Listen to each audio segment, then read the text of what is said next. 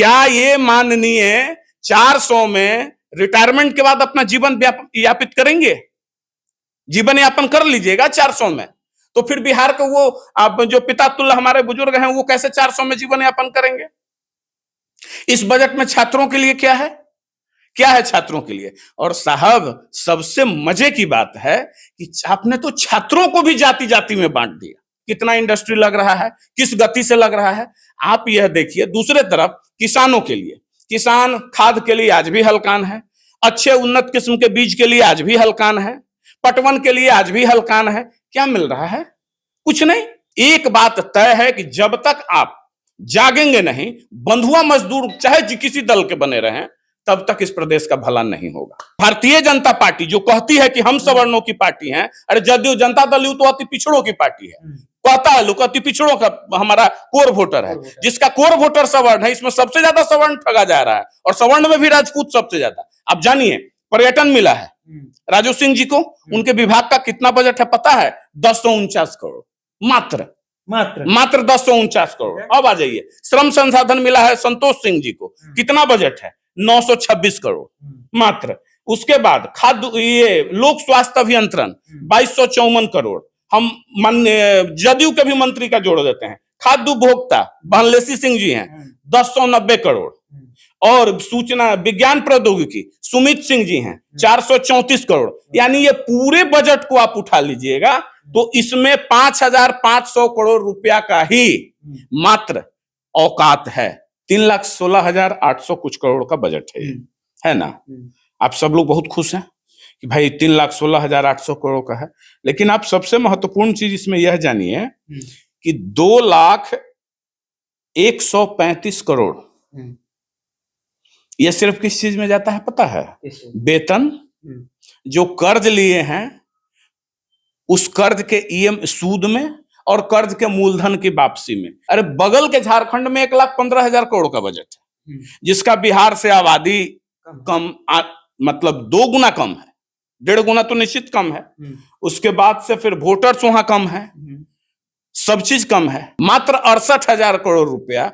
उस 68,000 करोड़ में भी 8,000 करोड़ रुपया मात्र बिहार के रिसोर्स से आता है। बाकी का 60,000 करोड़ रुपया जीएसटी, जो गरीब से लेकर अमीर तक जो टैक्स भरता है, उसका अंश केंद्र के द्वारा दिया जाता है। तो बाकी कहां है इस स्टेट के पास पैसा? महिलाओं के लिए, बहनों के लिए शौच जाने की भी व्यवस्था पूर्ण नहीं है। यही बजट है हमारा। हम पिंक टॉयलेट का, व्यायामशाला का बजट, मतलब इस सब बजट का प्रोविजन है। अरे बजट में वो होना चाहिए था कि भाई महिलाओं का किचन कैसे सुधरे, उनको गैस कैसे सस्ते दरों पर मिले, दूध कैसे सस्ते दरों पर मिले, स्कूल की पढ़ाई। विधानसभा में बजट पेश किया गया और बजट में बताया गया, देखिए विशेष कर जो है वो महिलाओं पर ध्यान दिया गया। ऐसे में कोर वोटर, नीतीश कुमार के कोर वोटर महिला मानी जाती है। शराबबंदी से ले लीजिए या फिर कई तरह के मामलों से ले लीजिए, तो महिला जो है वो नीतीश कुमार को ही वोट करती है। तो विशेष करके पिंक टॉयलेट की बात हो या बजट में चालक उपचालक की बात हो, विशेषकर महिलाओं के ऊपर ध्यान दिया गया। तो हमारे साथ बातचीत करने के लिए युवा समृद्धि दल के राष्ट्रीय अध्यक्ष अमित जी है। अमित जी, कैसे देखते हैं इस बजट को? बिहार में बजट पेश हुआ है, इसके बारे में पूछ रहे हैं। कोई बजट है क्या? ये कोई बजट है? कैसे कह रहे हैं बजट नहीं है? बता देते हैं। 3,16,800 कुछ करोड़ का बजट है ना? आप सब लोग बहुत खुश हैं कि भाई 3,16,800 करोड़ का है। लेकिन आप सबसे महत्वपूर्ण चीज इसमें यह जानिए कि 2,135 करोड़ यह सिर्फ किस चीज में जाता है पता है? वेतन, जो कर्ज लिए हैं उस कर्ज के सूद में, और कर्ज के मूलधन की वापसी में। इतना ही में 2,135 करोड़ खत्म हो जाता है। इनके पास कुल मिला के बच जाता है 1,15,000 करोड़ के आसपास। तो ये बजट कौन सा, क्या हो जाएगा इस बिहार में? अरे बगल के झारखंड में 1,15,000 करोड़ का बजट है, जिसका बिहार से आबादी कम मतलब 2 गुना कम है, 1.5 गुना तो निश्चित कम है। उसके बाद से फिर वोटर्स वहां कम है, सब चीज कम है। तो इतने बड़े प्रदेश में अब कह रहे हैं कि भाई महिलाओं के लिए ये हुआ, उसके लिए ये हुआ, सब हुआ। क्या होगा इस प्रदेश में? जिस प्रदेश का अपना रिसोर्स ही नहीं है, मात्र 68,000 करोड़ रुपया। उस 68,000 करोड़ में भी 8,000 करोड़ रुपया मात्र बिहार के रिसोर्स से आता है। बाकी का 60,000 करोड़ रुपया जीएसटी जो गरीब से लेकर अमीर तक जो टैक्स भरता है उसका अंश केंद्र के द्वारा दिया जाता है। तो बाकी कहां है इस स्टेट के पास पैसा? क्या करेगा? अब आज भी 21वीं सदी में हम लोग प्रवेश कर रहे हैं और आज भी बिहार किस चीज का जिक्र कर रहा है? ये बजट का प्रोविजन होना चाहिए क्या? हमको लगता है कि यह बिहार के मुख्यमंत्री माननीय नीतीश कुमार जी के नजरों से ओझल हुआ बजट है। ओझल हुआ, एकदम ओझल हुआ है। वो नहीं देखे हैं इस बजट को। ये बजट क्या बजट है? अब बिहार पीठ थपथपाए हैं। वो ठीक है तो क्या करेंगे? गाली तो नहीं देंगे ना, पीठ ही थपथपाएंगे। बुजुर्ग हैं, आशीर्वाद देंगे, बगल में वित्त मंत्री हैं, वो तो आशीर्वाद ही देंगे। अब दल की मजबूरी है, गठबंधन की मजबूरी है, नीतीश मजबूरी है, बिल्कुल मजबूरी है, बिल्कुल मजबूरी है। आगे भी दिख जाएगा कि क्या मजबूरी है। लेकिन खैर, हम आ जाए बजट पे। तो बजट में अब हम 21वीं सदी में प्रवेश कर रहे हैं और हम पिंक टॉयलेट की बात करते हैं। यानी शहरों में आज तक महिलाओं के लिए, बहनों के लिए शौच जाने की भी व्यवस्था पूर्ण नहीं है। यही बजट है हमारा। हम पिंक टॉयलेट का, व्यायामशाला का बजट, मतलब ये सब बजट का प्रोविजन है। अरे बजट में वो होना चाहिए था कि भाई महिलाओं का किचन कैसे सुधरे, उनको गैस कैसे सस्ते दरों पर मिले, दूध कैसे सस्ते दरों पर मिले, स्कूल की पढ़ाई, स्कूल बच्चों के जो स्कूल की पढ़ाई है, चाहे सब लोग तो सरकारी स्कूल में ही नहीं पढ़ रहा है, राज्य सरकार के लिए तो सारे बच्चे सामान्य हैं, तो उनमें उनको कैसे सुविधा मिले, तो उनका किचन कैसे सुधरे। दूसरे तरफ है कि बुजुर्गों के लिए होना चाहिए था 400 रुपया साहब मात्र मिलता है। क्या ये माननीय 400 में रिटायरमेंट के बाद अपना जीवन यापित करेंगे? जीवन यापन कर लीजिएगा 400 में, तो फिर बिहार को वो आप जो पिता तुल्य हमारे बुजुर्ग हैं वो कैसे 400 में जीवन यापन करेंगे? इस बजट में छात्रों के लिए क्या है? क्या है छात्रों के लिए? और साहब सबसे मजे की बात है कि आपने तो छात्रों को भी जाति जाति में बांट दिया। छात्रों को भी जाति जाति में खंड खंड कर दिए। अति पिछड़ा पिछड़ा को ये राशि दुगनी, दलित फलना को दुगनी। तो फिर सवर्ण जाति का जो झंडा उठाए हुए है एक पार्टी है ना बिहार में, जो कहती है कि हम ही सवर्णों का सबसे बड़ा हितैषी हैं, तो उनके लिए क्या किया आपने? बच्चों की सब इसलिए नहीं किया कि बंधुआ मजदूर है आपका, आप यही समझते हैं ना। क्या सवर्ण में गरीब नहीं है? मैं किसी जाति को हम समर्थन नहीं करते हैं, लेकिन छात्र तो हमारे सब एक नजरिए से देखना चाहिए ना। उनको छात्रवृत्ति की आवश्यकता नहीं थी तो आपने नहीं दिया। कौन सा उद्योग नीति व्यापारियों के लिए? अब जो व्यापारी सत्ता पोषित हैं, नहीं बहुत अच्छा है, बहुत अच्छा है। क्या है ये औद्योगिक नीति? आपकी कई बरसों बरस से चली आ रही है। कितना इंडस्ट्री लग रहा है, किस गति से लग रहा है, आप यह देखिए। दूसरे तरफ किसानों के लिए, किसान खाद के लिए आज भी हलकान है, अच्छे उन्नत किस्म के बीज के लिए आज भी हलकान है, पटवन के लिए आज भी हलकान है। क्या मिल रहा है? कुछ नहीं। तो कोई प्रोविजन तो करें भी कहां से प्रोविजन? इस बजट में आप देखेंगे कि करेंगे भी कहां से प्रोविजन? क्या है इसमें? किसी प्रकार का तो कोई चीज हमको दिखा ही नहीं।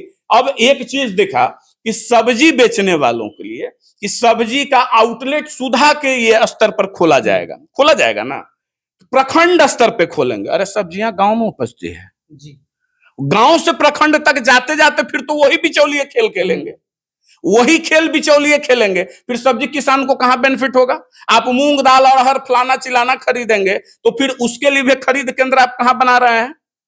तो कितना होता है? अरे किसान का उपज ही नहीं होगा तो आपको बेचेगा क्या? खाक। तो ये कहीं नहीं है। अब एक और चीज कहे कि महिला परिवहन में शायद महिलाओं को चालक और उपचालक, यानी अब कंडक्टर और ड्राइवर सिर्फ बनाएंगे, महिलाओं को कंडक्टर और ड्राइवर बनाएंगे। यही है, आत्मनिर्भर की बात करते हैं। अरे ऐसे आत्मनिर्भर होगा? यहाँ हर घर को रोजगार चाहिए तब आत्मनिर्भर होगा। तो इस प्रदेश के पास कुछ है नहीं, और हम पहले इस बजट को देखते नहीं थे, लेकिन इस बार दुर्भाग्यपूर्ण तरीका, मेरा दुर्भाग्य है कि इस बार हम बड़ी सरसरी निगाह से इसको देखे और लगा कि भगवान ही मालिक है अब इस प्रदेश का। इस प्रदेश में एक बात तय है कि जब तक आप जागेंगे नहीं, बंधुआ मजदूर चाहे किसी दल के बने रहें, तब तक इस प्रदेश का भला नहीं होगा। एक बार और ले लेते हैं, जैसे तरह से बिहार में जो है मंत्रिमंडल का विस्तार हुआ, उसमें जो कहा गया कि देखिए स्वर्णों का बल्ले बल्ले रहा। जिस समाज से आप आते हैं, राजपूत समाज से, कई मंत्री को बनाया गया, तो आप लोग तो आप खुश है ना जी? आप लोग के समाज के मंत्री बनाए जा रहे हैं लगातार। एक उदाहरण के तौर पर हम समझा देते हैं। आप एक अकेले, हम 5 भाई, ठीक है। आप किए क्या कि आपको हम 1,000 रुपया दे दिए, इन 5 भाइयों को मिला के भी 1,000 पूरा नहीं किए, तो फायदे में कौन रहा? जो अकेला व्यक्ति को 1,000 मिला। अब बताते हैं मंत्रिमंडल का जरा सार आप जान लीजिए।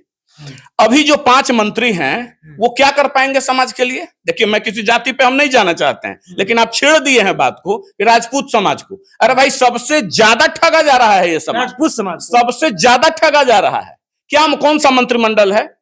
भारतीय जनता पार्टी जो कहती है कि हम सवर्णों की पार्टी हैं, अरे जदयू जनता दल यू तो अति पिछड़ों की पार्टी है, कहता है लोग अति पिछड़ों का हमारा कोर वोटर है, जिसका कोर वोटर सवर्ण है। इसमें सबसे ज्यादा सवर्ण ठगा जा रहा है, और सवर्ण में भी राजपूत सबसे ज्यादा। आप जानिए, पर्यटन मिला है राजू सिंह जी को, उनके विभाग का कितना बजट है पता है? 1049 करोड़, मात्र 1049 करोड़। अब आ जाइए, श्रम संसाधन मिला है संतोष सिंह जी को, कितना बजट है? 926 करोड़ मात्र। उसके बाद खाद्य, ये लोक स्वास्थ्य अभियंत्रण 2254 करोड़। हम जदयू के भी मंत्री का जोड़ देते हैं। खाद्य उपभोक्ता बनलेसी सिंह जी हैं, 1090 करोड़। और सूचना विज्ञान प्रौद्योगिकी सुमित सिंह जी हैं, 434 करोड़। यानी ये पूरे बजट को आप उठा लीजिएगा तो इसमें 5,500 करोड़ रुपया का ही मात्र औकात है। क्या करेंगे? अब पर्यटन में राजू सिंह जी क्या कर लेंगे समाज के लिए? सूचना प्रौद्योगिकी मेन है कि है क्या हमारे पास? और एक अकेले हम बोले ना कि सवर्ण में भी ये खंड खंड कर रहे हैं और सवर्णों को भी ठग रहे हैं। सवर्ण में सबसे ज्यादा राजपूत ठगा जा रहा है कि 5,000 करोड़। और जिस जाति की, मैं बुरा, हम माफी चाहेंगे, हमको कैस्ट समाज से कोई ये नहीं है, बैर नहीं है, लेकिन कैस्ट समाज के एक नितिन नवीन जी हैं, इस जातीय सर्वे में आया कि 7 लाख की आबादी है, उनको पथ निर्माण विभाग दिया गया। उनका अकेला का बजट है 9,000 करोड़ अकेला। तो हमको क्या मिला? क्यों? कौन से आधार पे आप मंत्रिमंडल बांटते हैं? अरे वोट के आधार पे ना, जिस जाति की जितनी संख्या है वोट है उसके आधार पे ना, फिर किस बात का? तो ये कुल मिला के ये बंधुआ मजदूर समझते हैं। और हम सवर्णों को कहना चाहेंगे कि जब तक, विशेषकर राजपूत जाति को, कि अगर आप बंधुआ मजदूर बने रहिएगा तो आपको ऐसा ही झोला टांगने वाला विभाग मिलेगा। सिर्फ मंत्री का टैग लीजिए, स्पेशल 4 स्पेशल ब्रांच का गार्ड मिलता है वो लीजिए, बंगला लीजिए, सायरन वाली गाड़ी का सुविधा लीजिए, बस। चूंकि ये ऐसा साजिश रचते हैं कि समाज के लिए ना कुछ ये कर पाएंगे और ना ही ये समाज में नेता पैदा होने देंगे। यही कुचक्र है। चलिए, तो बीजेपी जो है वो ठगने का काम की है, समाज के लिए ऐसा कर देते हैं कि ना आप कुछ कर पाइएगा, बंधुआ मजदूर बना करके ये रखने का काम करते हैं। तमाम मुद्दे पर हमारे साथ जो है अमीर सिंह बात कर रहे थे। आपकी क्या प्रतिक्रिया है? अपनी प्रतिक्रिया नीचे कमेंट बॉक्स में छोड़ जाइएगा। आप देख रहे थे जनता जंक्शन। बहुत बहुत धन्यवाद।